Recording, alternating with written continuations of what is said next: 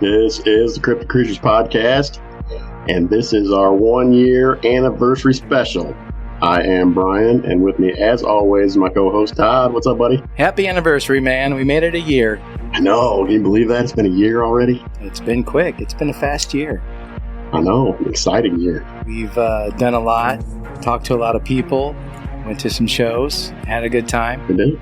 Yeah. We had a couple shows, and they were really fun. I think one of the coolest things about doing this so far is just the people that we've met and the people that we know and we're friends with and on Facebook and social media and all that stuff, you know? Yes. Yep. Absolutely. We've met some really cool people, talked to some really cool people. Yep. Met some interesting people along the way as well, haven't we? That is an understatement, my friend. We've met some very interesting people. Very super nice people. Don't get me wrong. Don't get me wrong, everybody's been amazing since we started this. So, you know, Brian, we work at the same place, and how this all got started was we actually met each other while in Oregon. Yeah. Places. Yeah, we were out there on a work trip and sitting at the bar one night, just started talking. Right, and we found out we had a lot in common. Very close birthday, same age. Yeah. And we both were into Bigfoot, and we both were doing our own podcast at the time. Yeah. And we got to talking, and sure enough, we said, hey, why don't we do a podcast about cryptid stuff? So here we are, 1 year later. All things cryptid, and here we are. I can't believe it. I can't either. What a ride it's been. It has. And shout out to all the listeners and supporters out there. We appreciate it. We appreciate all of you. Thanks for being here with us for this first year. Yeah. And more to come. So what we thought we'd do tonight, Brian, as we discussed and we put together, is we did a top 10 of our favorite encounters episodes to play for the folks tonight. Right. And it was, let me tell you, it's not an easy thing to do to pick these. No. All our episodes are our favorite episodes, but correct. We had to put some together, so we basically picked ones that were the most popular, but yeah, we kind of just try to pick a little bit from each kind of time through the year, not all early ones or late ones, but so yeah, we're gonna play these and give ourselves a listen again. So we'll do a countdown. All right. So I'm excited. Yeah, it's gonna be fun. Okay. So are you ready? Here we go. We're gonna start with number 10. Start with number 10. Let's roll it. I'm not gonna say anything till afterwards. We'll just play these and we'll go. So are you ready? Yeah, let's do it. Here we go. My first encounter was, I'm going to say 16 years old in 1982. And I was out in a patch of woods. I was sitting in a tree stand by myself. We had hunted that, all my life up to that point. Every time we'd gone, that's where I'd gone hunting. My father always told me, if you shoot a deer, wait 15 minutes, whistle, and I'll come over. So I was sitting there, it was probably about mid-morning, and I had a deer go by. I took aim at it, shot the deer went down, got back up, ran. I watched it go on the path that it went. It came back in to the right of my tree stand, and I heard it fall. So I waited the 15 minutes, whistled, and my dad come along. And before he came along, probably about 5, maybe 8 minutes before he came along, I saw what looked to be a person walking on the same path the deer had been on. Walking slowly, it looked like it had a darker colored clothing, maybe like camouflage type clothing on it. It was about 110 yards out. This thing looked much larger than my father. I said, well, geez, that's an awful big guy. I followed the blood trail, same direction as this person had walked up and around. Followed it to the spot off to the right, up from my tree stand where I'd heard the thing fall. And there was a pool of blood there, but the deer was just gone. Oh, there was no deer, wow. No person, no nothing. That's where I had my first encounter with a Sasquatch or a Bigfoot, or what Native Americans up here call them is Pamula. Some of the other Native Americans up here go on what we've seen and what we've heard and so on and so forth. So anyway, that was my first encounter. Good old Mike Vachon from Good Maine. old Remember Mike? Yeah, I remember Mike. I think what made that interview the coolest was his accent. Yeah, definitely. He has the Maine accent for sure. Yeah, he is a good guy. I like Mike. Oh yeah, super nice guy. With the Maine Bigfoot Foundation, is that right? That's right. Yep. And we also talked to Janelle from there too, who had an encounter on there, which was another great episode, by the way. Another great episode, yeah. But yeah, Mike was good. That encounter basically sounds like a Bigfoot stole his deer, and he later on talked about how he was going to go follow it, talk to this, try to track this guy down who stole his deer, and he realized the guy or whatever. He realized it wasn't a guy. Well, it went way deep in the woods where no man could really even terrain, especially carrying a deer. Especially carrying a deer, yeah. Yeah, so that was a good one. I really enjoyed that. That was a good one. I'll have to catch up with Mike and see what he's been up to. Yeah, definitely. I wonder if those guys are still getting out and doing their investigations and whatnot. Oh, I'm sure they are. Yeah, so. Sure they are. All right, you ready for number 9? Number 9. Yep, all right, let's here do we it. go. Number 9. The government is covering shit up. Right. Brian, I got to tell you something, man. For a long time, I battled with the fact of believing in Bigfoot. Should I believe? Should I not believe? My heart and soul said, people are seeing this thing. They're not making this up. But why aren't we finding bodies? Why isn't there more evidence? Right, exactly. And I battled with this for a long time, trying to figure out, what's going on here until, something like we're talking about tonight, the Miller documents hit me. There very well is government conspiracy and cover-up involved in this thing we call Sasquatch, Bigfoot. I truly believe that 100% of my heart. Sure. The government knows these things exist, and they're keeping them covered up on top of the fact that they're not only elusive and they hide in caves and whatnot. In trees, from what we've read in these Miller documents. But we're still having sightings upon sightings upon sightings because it's going to happen. It's going to happen, right? These things are out there. Absolutely. People are venturing in their world and they're in ours. Well, especially now. I mean, people are outside more and more now. They don't want to go stay in hotels and shit. They're out camping more. They want to get outside. Yeah. After being locked down for so long, you know, and it's going to happen. They're going to run into each other. So the Miller documents. What's interesting about the Miller documents, they're about a doctor back in, what year was that, Brian? Do you know? 1920, let's say 29? 29. Yeah. He had graduated from Harvard, Yale. His name was H.A. Miller. I don't know what his full name was. He was born in 1909. He worked for the National Forest Industry and for the government. In these documents, basically talk about him being sent to different areas of the United States to examine bodies of creatures unknown to man at the time that were classified as a feral human. Oh. Yeah, it was the late 30s. So he goes on to say, it was at the same time that several of our team members were called to Bandera County, Texas, where the forestry scientists, biologists assigned to Edwards Plateau reported the dead bodies of strange type of feral humans. The bodies were supposedly found in or around one of the massive caves. What key words in that phrase caught your attention? Feral humans, and found them around the caves. Caves. Now that we're reading these documents, maybe it's because the government's finding them and taking them. So he says, when I arrived in Texas, I was surprised to find 3 bodies, 1 adult female and 2 female juveniles. I examined them as I typically would any human subject, but to my dismay, one of these creatures still seemed to be alive.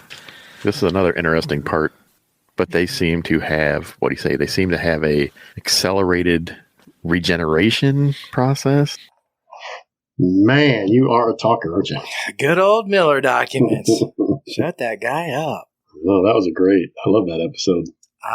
That one, those Miller documents, they stir up a little bit of controversy from time to time. They do. For a lot of reasons. Yeah. For a lot of reasons, Yeah. you know. Oh, yeah. People trying to prove that they're not real. Getting taken down on Facebook like it does. You post it and then that's happened a couple times. Yeah. So Yeah. We put it on our group page and it got taken down several times. Several people asking for copies of this thing and digging and looking for this thing. Yeah. There's some controversy there, whether it's real or not, whatever people want to believe. There's some controversy related to those. Around any Bigfoot research, there's going to be controversy until something's proven 100%, Yeah, you just don't know. Right. I mean, to me, the story ties together. It makes sense. Absolutely. I don't know why someone would go to their lengths to create something like that. It's not like they're going to make any money on it.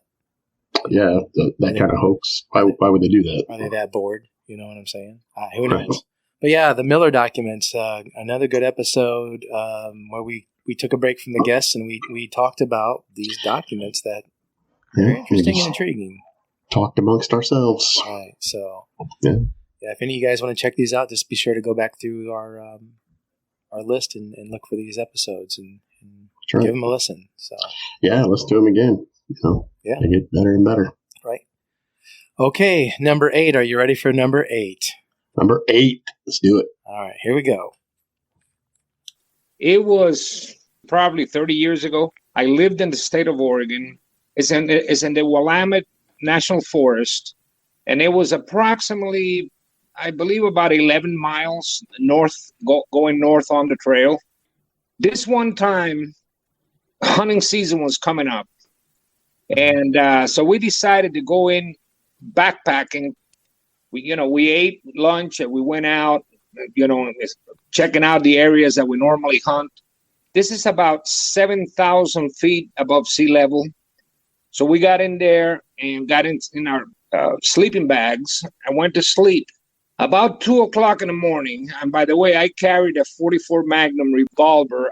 So I'm very light sleeper. I heard these 2-legged steps coming closer. They were very hard and very defined. I would say when I heard it, judging maybe from 30 yards away. And then all of a sudden, it stopped. Whatever was coming stopped no more than 3 feet, if not closer. And I turn around and I look, and it is a very big, huge shadow. But I assume that because of the full moon behind it, that was what was making it that big. I heard the breathing, though, and I know better than to think that a person breathes that way. So I started getting confused. I know a bear doesn't walk on 2 legs for that long anyway. I know they stand in 2, but not for that long. And it kept them breathing, and you could hear very, very strong breathing. I turn around with the revolver in my hand, and I shout out because I didn't know if it was somebody fooling around or going to rob us. I was really confused. I had just woken up. I say, hey, whoever you are, do not come into the tent because I have a revolver in my hand and I will shoot. Nothing happened. The breathing continued to go. Probably about 30, 40 seconds later, we could see the shadow move to our left. And he starts walking to the left. Immediately, I was already sitting down and opened the zipper of the tent, put my knee out and look. And when he heard that, he turned around, and I tell you, my hair is standing behind my neck right now. I could see the face. It was what I consider to be a mammal that hasn't been completely discovered. This is my opinion. He turned around, we could see it all, and then he put out I call it a growl / scream. It echoed in the mountains. And I knew when I looked at that, I thought to myself, I can't stop this thing with the 44 Magnum. I estimated to be probably 9 feet tall and no less than 800 pounds, if not more. Wide, I could see the arms, I could see the hands. He then turned around and started walking in a fast pace and looked back about 2 or 3 times. And then he went off the main trail into the right towards the North Mountain. And that's it. And we never saw him anymore. All right, good old Daniel. That was a good episode. I like talking to him, and I like that encounter a lot. He was a lot of fun. That was a good one. That was a really cool encounter. That was called Bigfoot at the Campsite. Was the name of that episode? That's right. Yeah, that's Bigfoot right. at the Campsite with Daniel. Yeah, that was a good one. I like talking to him. Yep. Really good encounter. Good description. A close encounter. So. Yeah. He was fun to talk to. Moving on. Number 7. Ready? Ready. Let's get it. Here we go. One of my most recent encounters was back in March of this year, March 9th. And it was getting right about the right type of weather I like to go camping in. And I camp in a hammock and a rain tarp. I'm just like, screw it. I'm going to get my stuff together and I'm going to hit the woods. Something was moving around my camp, but it always stayed outside of firelight. The only way you could see it was the reflection of its eyes from the fire. This time, it came into camp after the fire went out. I was cooking that night. Here, I was struggling to keep that fire going. I didn't have time to go up there to cut trees and split logs so that way they'd cure. Was just grabbing whatever I could off the ground around camp, trying to stock up. I'm laying in my hammock and everything, and I'm just chilling out. I'm listening to the sounds of the woods. Every so often, I'd hear something move over on the west side of my camp. I was laying in the hammock, and it was probably about maybe 2 o'clock in the morning. I mean, this thing moved in such stealth that I didn't hear it until it took 3 steps, and it was right up on me. And it was just 1, 2, 3, bam, and it hit the rain tarp and it hit me through the rain tarp of my hammock, and my hammock swung out like this, and I was ejected from my hammock. And I flew through the air about 2 foot off the ground. It all happened so fast that all I could do was scream. I went and I hollered, "Get out of here!" And I went and I scrambled, and the shotgun was loaded sitting there in a chair right next to my hammock. And it happened so fast, I couldn't even get to the gun. I gathered myself, and I still had I was in my hammock, and it hit me with such force, and I went flying out there. Well, I crawled across the ground, and I crawled up underneath the hammock after I got the gun and kicked my headlamp on, and you could see it walking down the hill. And I could have put one right in his ass if I wanted to. He was that close. The majority of my encounters that I've had, other than this one, they've all been passive. But this one is one that's been reported not just by me, but all of my neighbors out here. Our first reporting that we had of him actually came from my neighbor, where the guy had about 30 goats, and all but like 5 of them were killed. This thing has no problem coming up close to houses. We've had this happen twice here at my house. One time, my mother was laying in bed, and she was just sitting up reading a book, and the cat was sitting in the window. It was summertime, and we had the windows open, letting the air in, and the cat was sitting in the window looking out the screen. And actually, that cat just started having a fit. His tail was like that, and he was growling and hissing. And she looked over and she says, "What's wrong, Freckles?" Next thing you know, that screen comes flying out of the window, and she sees an arm reaching in for the cat. Good old Zach. Good old Zach. Zach Starrick. We like Zach.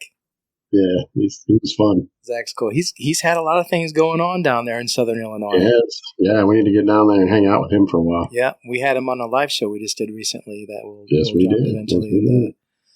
Yeah, he does his Duke Randall Outdoor Show also on YouTube. Yep. So he goes out and does some camping. Check that out if you guys get a chance. Yeah, definitely. Zach's a good guy. Give Zach some love. Yeah, for sure. Check him out. Great guy to talk to, and he's got a lot to say. And he does. He knows his stuff. Got a lot of stories for sure.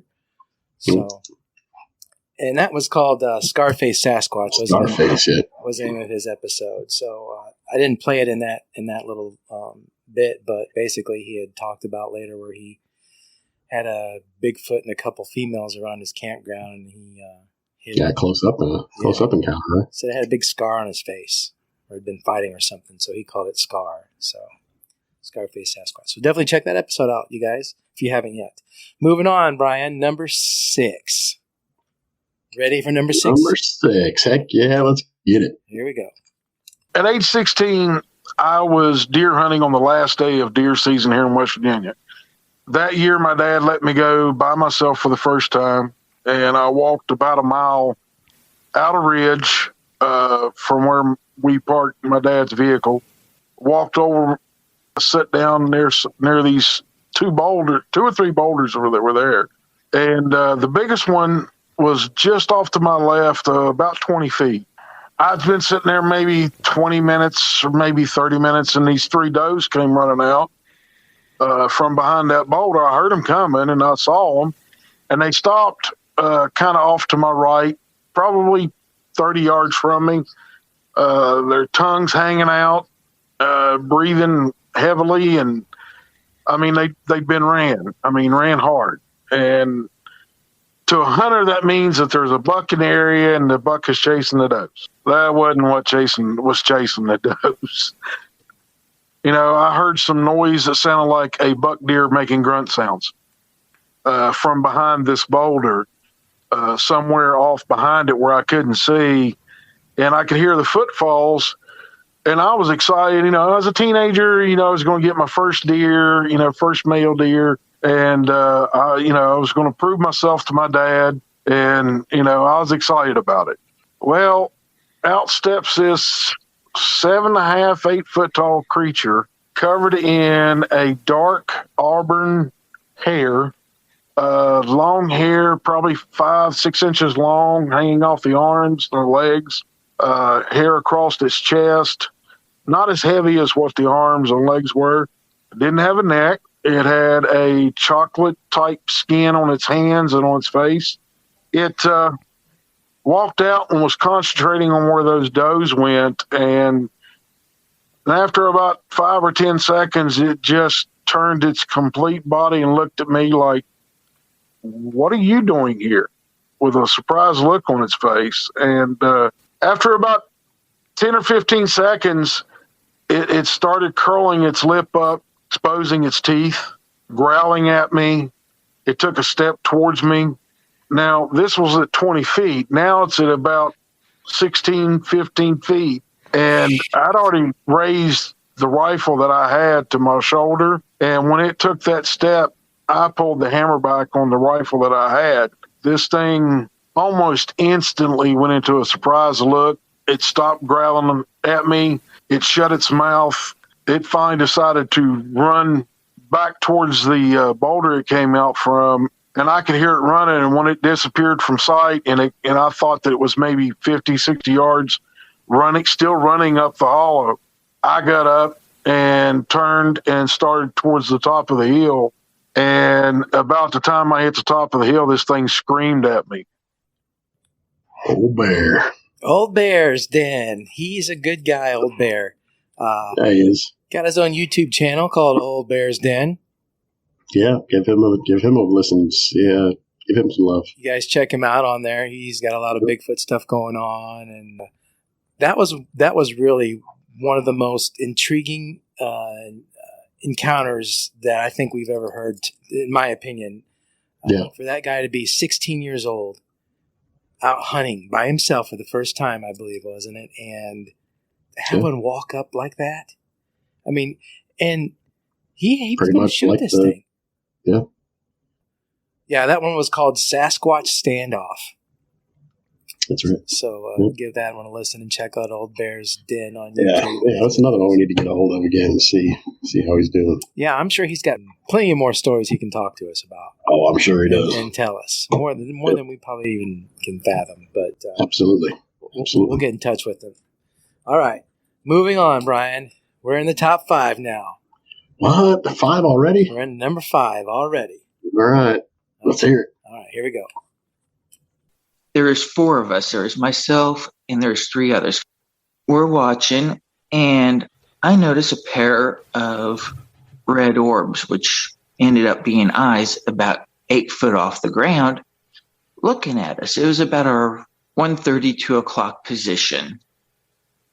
At first, I thought it was, a hoot owl or something. The lights was reflecting off of its eyes. And, I didn't think too much about it for a second. And and it was in October. So, it's dark out, it's cool out, and, it's one of those, a spooky time of the year to start with. I look over and I break out some of our night vision gear, look over at it. There's a freaking dog man sitting there looking back at me. So I hit the guy next to me and point over at it. And I go, "What's that?" He sits there and he drops his nods down, night vision, looks over. He looks at me. I look at him. And we're like, what the?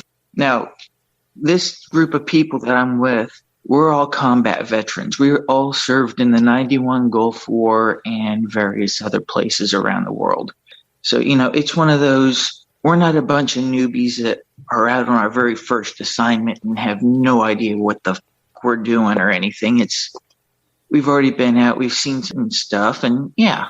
So he's looking at me, I'm looking at him, and we both get this really, it was a feeling of like, I can't say dread, but it was just one of those, it was sitting there almost like it was a decoy. It was just sitting there just looking at us. It was about 8 foot tall. It looked like your typical sort of wolf standing on two legs. I'm using the term hands loosely. Its hands look sort of like a raccoon's hands. You know how they're sort of long and digity? That's the easiest way I can try to explain what the hands look like. Now, through the night vision, I can't tell you what color the hair was because it's all shades of green, but I can tell it was a dark color. It had the ears that were, sort of like a German Shepherd. You know how they got the ears that stick straight up, sort of straight up? It had ears like that. It looking at me was enough to scare the living shit out of me. And now all of us, we were all armed as well. So I might want to throw that in. We're all packing, and we all had Beretta 9mm pistols as well. So, it's one of those, we're armed, and we're looking at this thing going, holy. We all jumped in the Humvee, and we tore out of there. Old Lee. Good old Lee. Remember Lee? Oh, yeah. That one was a cool one. Forget that one. Yeah, that was crazy. That was our first Dogman encounter. That was our very first Dogman, yeah. And we were pretty excited about that, from what I was anyway. I was too. And the fact that Lee was a military guy, and this happened while he was in the military, made it even better. So that one was called Special Ops Dogman Encounter. Yes, it was. So if anyone wants to go back and check that one out, there you go. That was an interesting one, so definitely check that one out. Yeah, Lee's a pretty good guy. I cleaned that up a little bit. If you do listen to the original episode, it's a little explicit. It's a little explicit. Yeah, Lee expresses himself pretty much openly. So anyway, that was number 5, Brian. So moving on to number 4. Number 4, here we go. All right, here we go. I'm looking at this thing and I'm like, oh my God, what in the hell is this?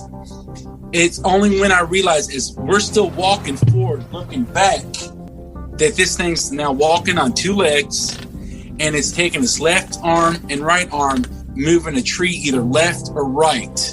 And then it dawned on me, that's not a bear. It's a full moon. I mentioned the American werewolf in London. The first thing in my mind, I'm thinking, oh my God, it's a werewolf. These things really exist. This thing was so massive, like massive. And when you see a werewolf, in the movies, they're like tall and slender. This thing was like massively wide and tall. It's just like, the hell is this? So we're picking up our pace, walking further and faster. I keep looking back, and this thing, the strides that it took was massive. And we're walking, and this thing's walking with us. Each step, you could hear the thump. In a weird way, you can almost feel the vibrations of the thump, though it's 20, 25 feet up, probably 20 yards off. You could hear the thump, and it was just like, I keep looking at Buddy. I'm like, do you feel that? He's like, I'm trying not to think about this. Let's just get the hell out of here. He's freaking out. And I'm in shock. Like, am I seeing what I'm seeing? is this a bear or werewolf? And never dawned on me at the time, a Bigfoot. So we continuously walk, and this thing continuously follows us. And we keep walking, and I was like, buddy, pick up the pace. Try to fast walk as fast as you can. Don't run, because creatures, if you run, they like to chase. And I keep looking up to my left, above or ahead of me, and realize this thing's going to be at ground level with us, because the mountain starts coming down towards leveled with the road. And I'm like, oh shit, this is where we're going to die at. We're going to have to stop and turn around, because eventually this thing's going to be at ground level with us. And what I fail to tell your viewers and you at this time, as we're walking, Buddy's like, you know how when you're with your wife or your girlfriend, if they're walking on your right side, they take your right side of your arm, wrap their arms around. But he's wrapping his arms around me and he's digging his fingernails inside of me because he's scared. This thing was standing broadside, looking right at us. Buddy decides to look at it. He's like, it's staring right at us, watching us. I can see its eyes looking at us. I'm like, just keep walking. Don't make any motions to piss it off. Let's just keep walking. Now it's pivoting towards our direction. I was like, that's good. Let's just keep walking.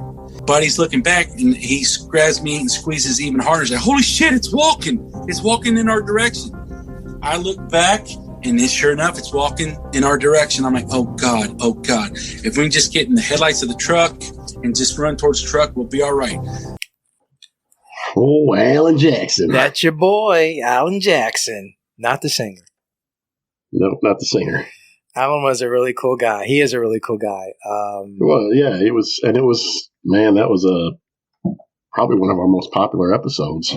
Yeah, he's a great storyteller, and he's got a really great encounter. He's got a few different encounters, actually. Yeah. And he knows a lot of things.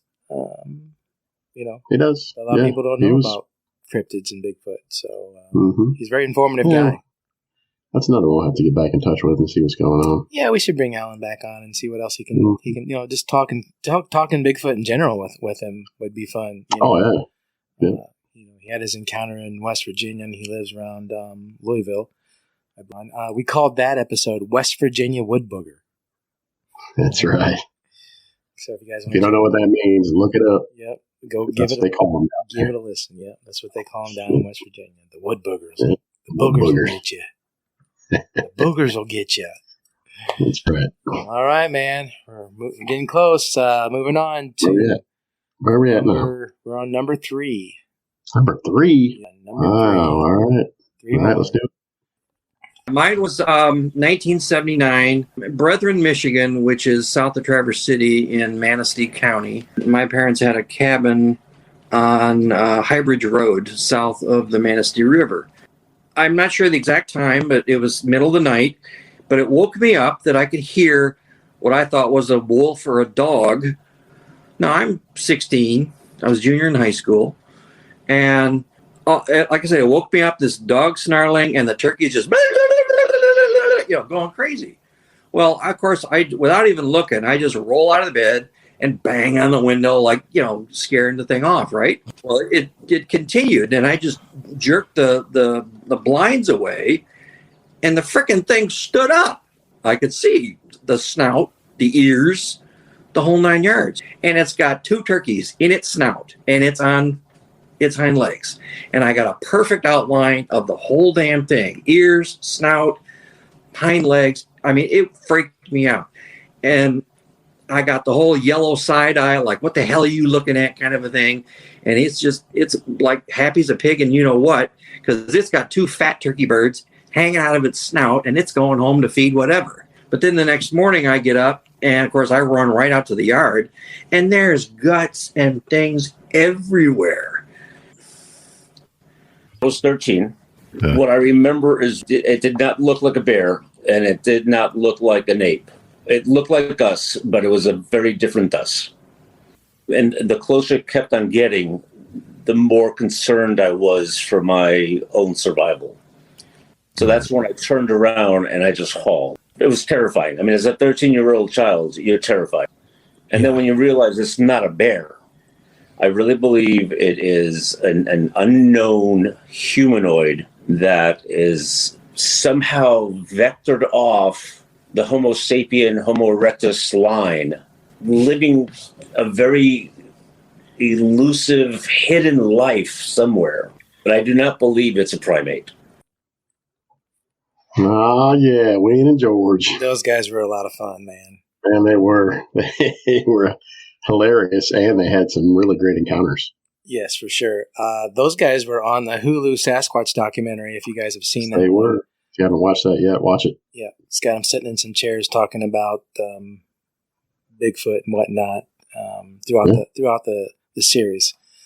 It's a really good series, too, that Hulu Sasquatch. I've watched it a couple times now. I could watch it over and over. The way it's put together is really good. Yeah. But those guys kind of became popular on that, and then they started No Myth with Wayne and George, so they have that That's going. Right. So check out their podcast there. Yep, check out their Facebook page as well. They go to a lot of shows, and they live near Seattle, Washington. Yeah.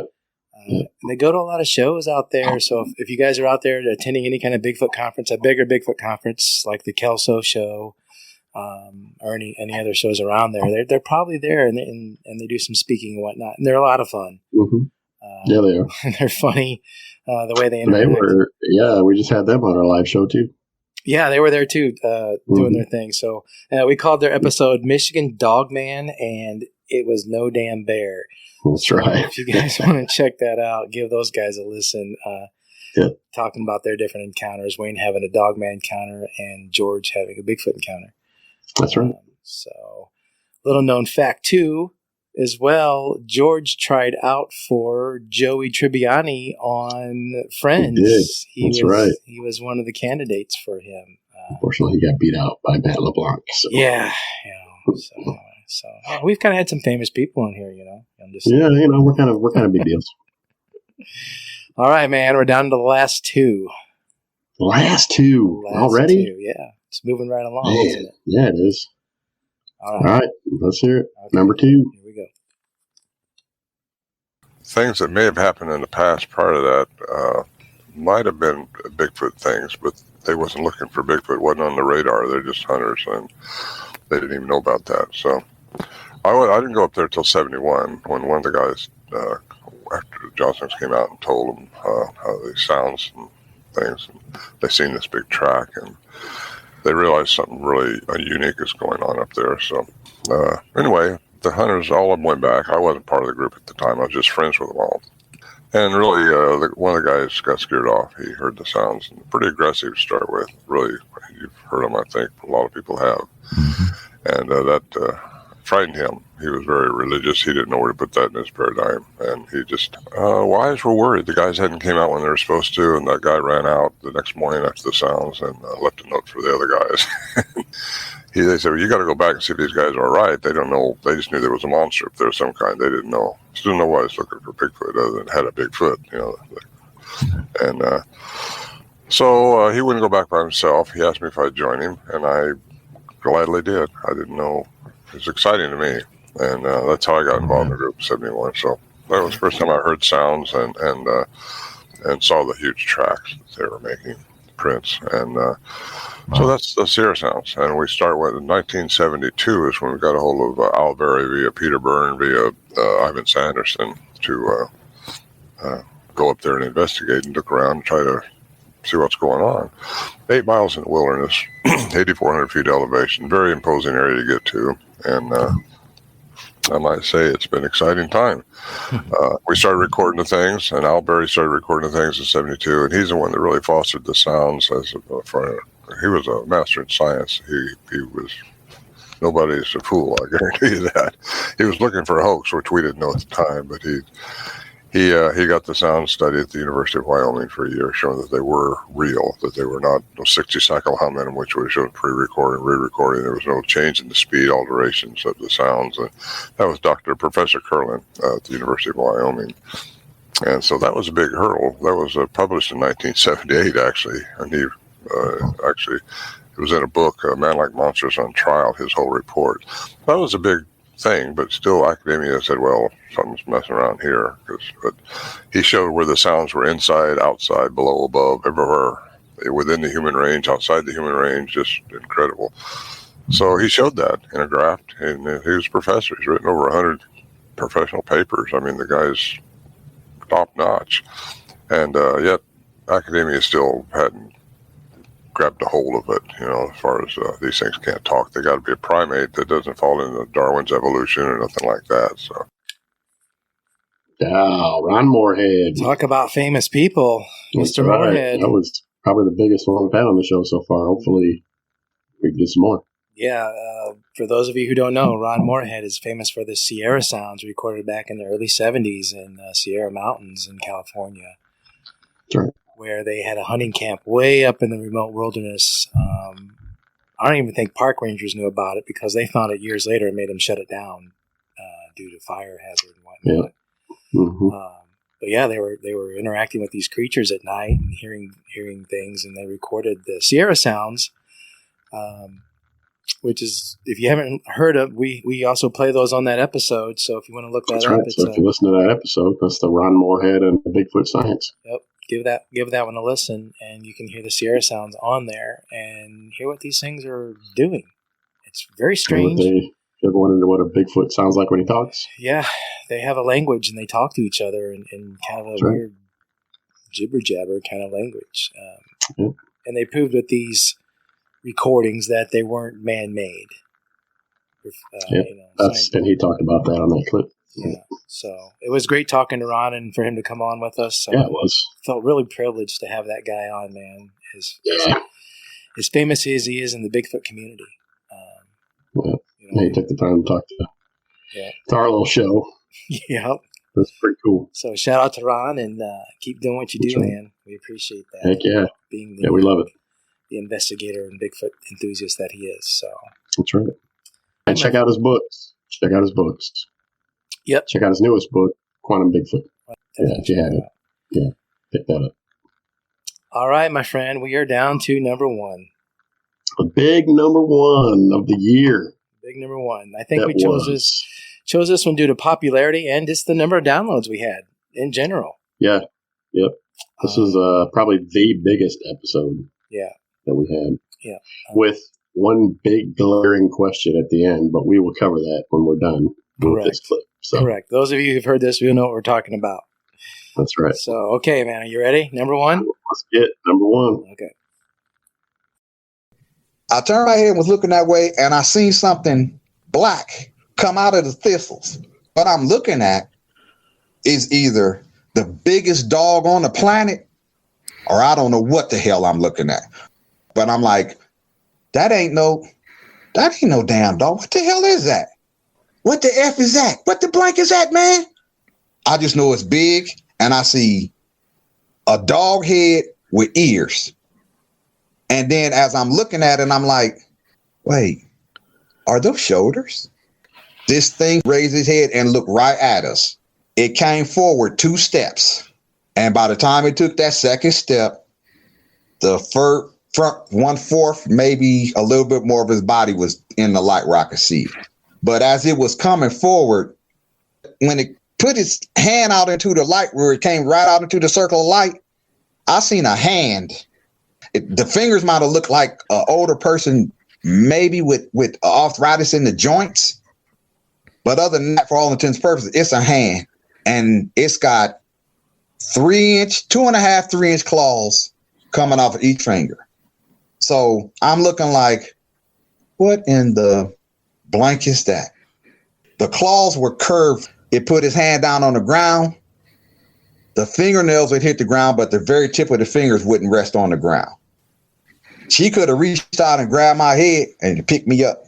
When she was coming forward into the light, there was no internal eye glow. The only eye glow I seen was when she came into the light and her eyes caught the light that was available. That's when they glowed. And the color that best described me is a dead yellow. She looked right at me. But she looked at everybody else too. But she did one smooth motion, like, but it was just a slight hiccup, like, okay, see you. And then she went right back to focusing on the dude that had the gun. She laid her ears back and growled. I stood right there and pissed on myself. And I'm not ashamed to say it. It wasn't very loud. It was almost like she didn't want anybody other than the people that were there to hear her. but I felt that in my body. I don't know if it hit me and went from my head down to my chest or came from my feet up to my chest. These things can move some air by not putting a whole lot of effort into it. I mean, it was like, ugh. And then you add about 8, 9 octaves of that, and then you can actually feel it hit you. That's when I started thinking, you getting ready to die. You getting ready to die, dude. And it's not going to be a pleasant death. You're going to feel every bite, every shred, every rip. It's a wrap, Roy. Roy Stubblefield. It's your boy Roy Stubblefield. That's right. Dogman What a encounter. great episode that was. Yeah. Man. Out in Louisiana. Rougarou. Rougarou. That guy can tell a story too. You know, how he describes the details of everything and the settings and puts it all together. He just really really knows how to talk about his encounter and how it happened. That was he told that perfectly. Yeah. One thing that happened in the story for those of you who have listened, if you haven't listened to it, be sure to check it out. The episode's called "It's a Werewolf, I'm Gonna Die." Roy's been on the Terror in the Woods or These Woods Are Haunted show talking about this too. Yeah. If you want to try to look him up on there. I'm not sure what season it was, but that's how we kind of got a hold of him, and we looked him up, and he came on and talked to us. That's right. And one of the things in the story he talks about is when he goes to meet this girl somewhere. He's at a basketball court at nighttime, and there's some guys playing basketball, and one of them's name's Herman. And Herman befriends him, and what happens is during the episode they encounter a dog man on the railroad tracks, and Herman's pretty much the victim.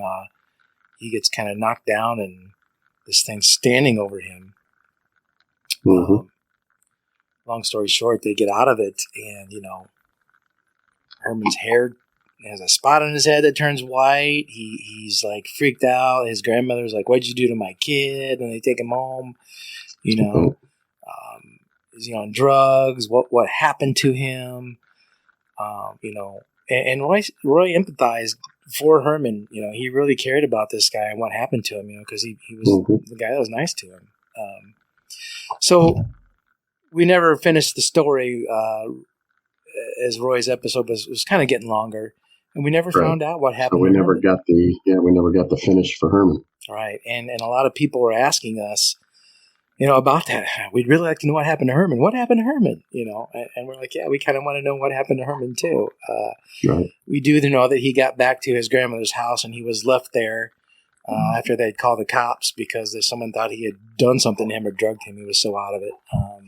That's all we knew. That's what it was left at. So a lot of people were inquiring what happened to him. So we tried to get Roy back on the show to come back and talk.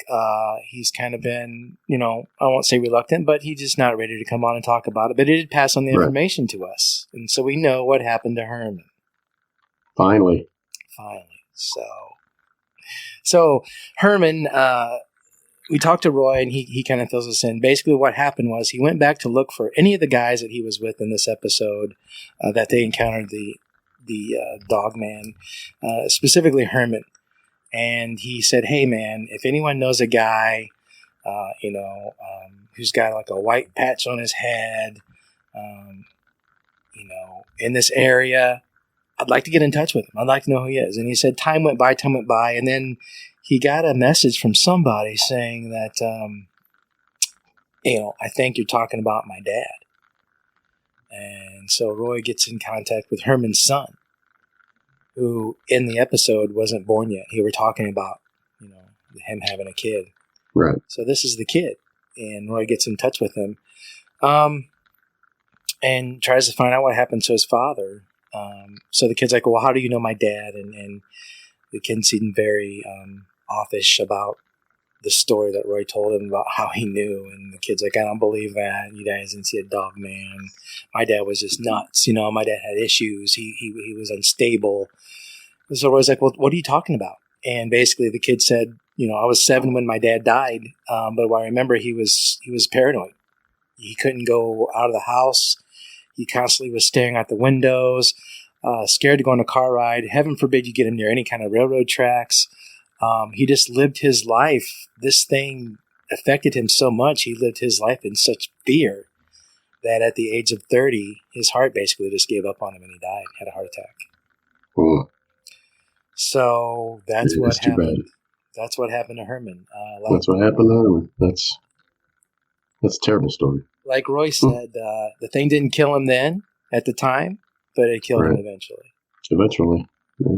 So, people don't know how traumatic some of these things can be. And, like our crazy asses, we want to go out and see one. We want to encounter one. We would probably be like, why did we ever in the world want to do that? Yeah, no kidding. I doubt that, but we'll see. No, I don't either. But I guess I'm prepared for it. A lot of people that see things aren't prepared for it. Right. I would be like, okay, cool. What's this? Maybe. I don't know. But, but you never know until it actually happens. So, I mean, we can sit here and talk all we want, but we would never know our reaction until it actually happened. Right. And let's hope someday it does, Brian. Let's hope someday we're both on an excursion That's what again. we're going to be working on. And once again, my friend, congratulations on a year together doing this show with me. One whole year, man. It just gets more fun every time we do it. It's been a great year, and I want to thank all the listeners and all the people who supported us. Yeah, we wouldn't be here without you guys. So thank you. Thank all the guests for coming on, and we wouldn't be here without them either. They've been a big, huge part of this. We put a lot of time and effort into this, and we continue to grow and try to continue to get as best content as we can out there for you guys. And let me tell you something. If you guys are thinking about making a podcast, it's a lot of work to start, but it's a lot more work once you get this thing going and keeping it running. I mean, we love doing it, but man, it's a lot of work. Keep that in mind if you're trying to start a podcast. For two people. I mean, it's just me and Todd. It's not, we don't have assistants or anything. Yeah, it's a lot of fun though, but it is a lot of work. A lot of the editing, recruiting the people to come on and getting them to keep their commitments, or something happens. But I wouldn't trade it for nothing, man. I love it. No, it's an awesome time, and we're going to continue to try to talk to some guests with some awesome encounters and bring that to you guys. We're always looking for new encounters.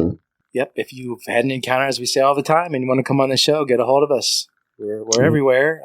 We are everywhere. Email us, info@cryptidcreatures.co. We got a phone number now. 8775-DOG-MAN. Get a hold of us there. Just look us up on Facebook. We have a group page too. Instagram. Facebook, Instagram, Twitter. Everywhere. Yeah, we'd love to hear from you. So get in touch with us if you've seen something, and let's talk. Yeah, and anything. I mean, we do everything. The show is called Cryptid Creatures, so we go from Bigfoot to aliens to paranormal. Yep. We haven't done a Loch Ness Monster yet. No, and I want to. I wish we could get a hold of somebody. I think we're going to have to go. We're going to fly over there and do it ourselves. Maybe. So if anybody out there knows anybody who's had a Loch Ness Monster encounter, tell them to get a hold of us. Yeah, absolutely. Or even a champ sighting. Yeah. That's a little closer to home. Yeah. Probably a Wendigo. We're looking for a Wendigo too. Maybe. The thing with the Wendigo is, there's never survivors. There's never witnesses. Oh. So I don't. That's the theory behind the Wendigo. If you see one, it eats. If you see one, you're done. Yeah, pretty much, because you become it. Well, I guess it depends on which legend you're. Yeah. We'll do a whole show on the Wendigo because we do want to do that. What else haven't we done a show on? All of them. Mothman. I haven't done a Mothman show yet. Mm-hmm. Man, we gotta get in gear. We got a lot of them. We gotta make year 2 a lot more. Year 2 is gonna be huge. That's right. Yeah. We're gonna be everywhere. So, all right, man. Well, thanks for hanging out with me, and glad to be here a year with you, brother. Yep. Sure. Same here, man. And again, one whole year down already. I can't believe it. One whole year. And thanks again to all you guys, all your listeners, all your guests, all your supporters. We appreciate it again. So. Yeah. Again, we couldn't do it without you guys. Thank you. Thank you. All right, my friend. I will talk to you again soon. Until next time. Damn right. See ya.